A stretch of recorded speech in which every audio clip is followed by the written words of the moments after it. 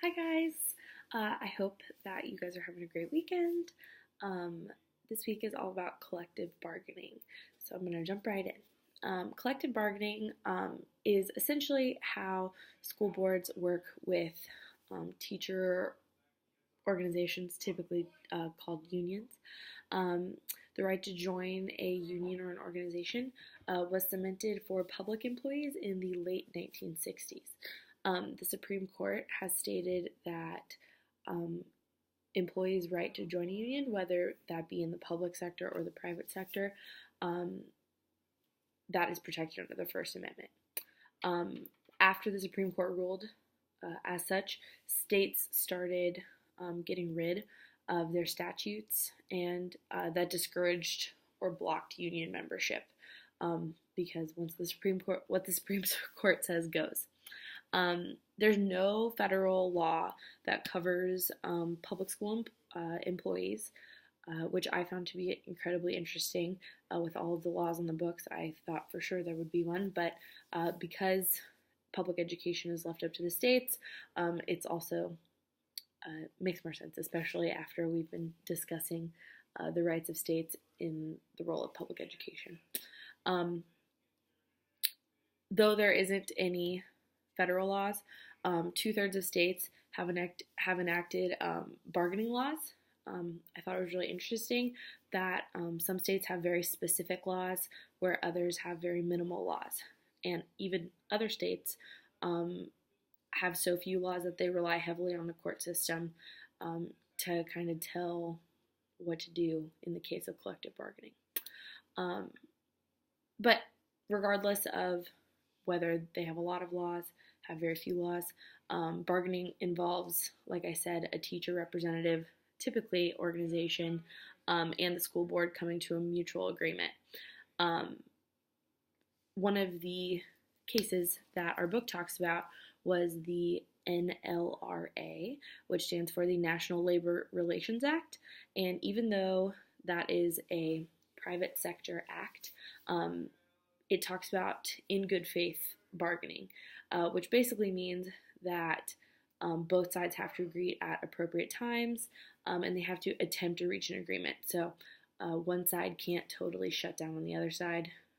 They have to attempt to reach a mutual agreement. And even though that is a private sector act, it's one that's commonly used in the public sector for collective bargaining.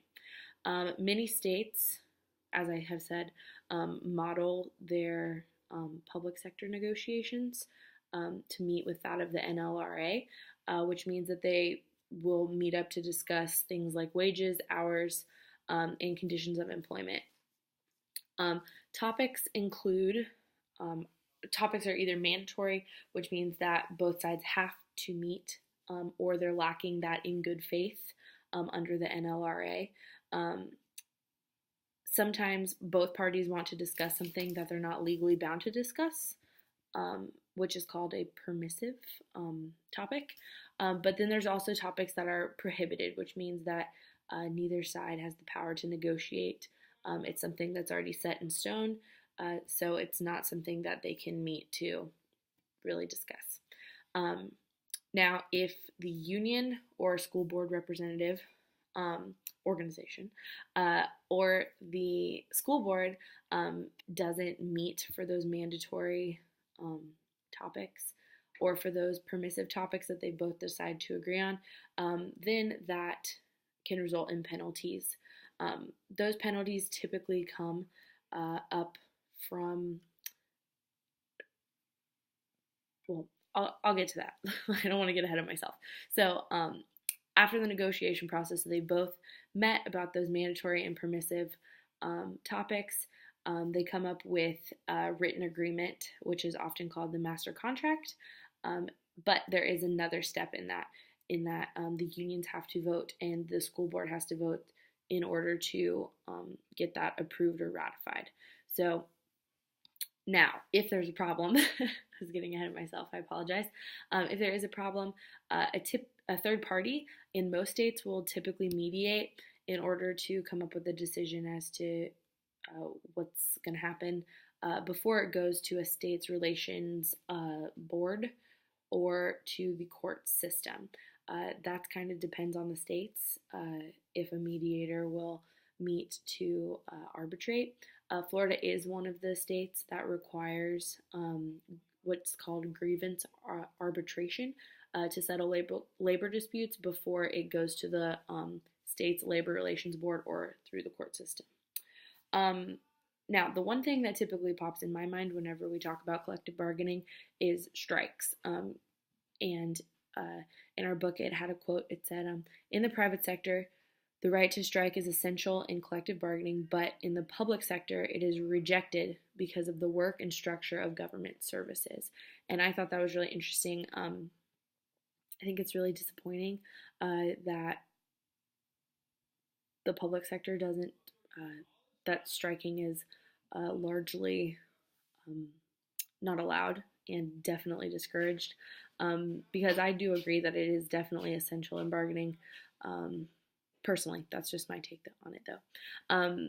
Most state statutes do prohibit teachers from striking, at least most teachers from striking, and there's extensive guidelines that have to be followed for those teachers before they are actually allowed to strike. So some of the things that the book lists was the exhaustion of mediation or arbitration and fact-finding, expiration of contract, a time period. It just said a lapse of a certain time period prior to the beginning of a strike. I wasn't entirely certain what the time period that they were talking about was, whether that would be like a set time period or try to mediate or arbitrate for a certain time period before the strike. That was kind of unclear to me. Another thing that has to happen is there has to be written notice of the union's intent to strike and evidence that the strike won't harm the public. So most teachers who do strike have penalties that can result in dismissal and things like that. So anyway, that's collective bargaining, and I hope everyone has a great weekend. Thanks.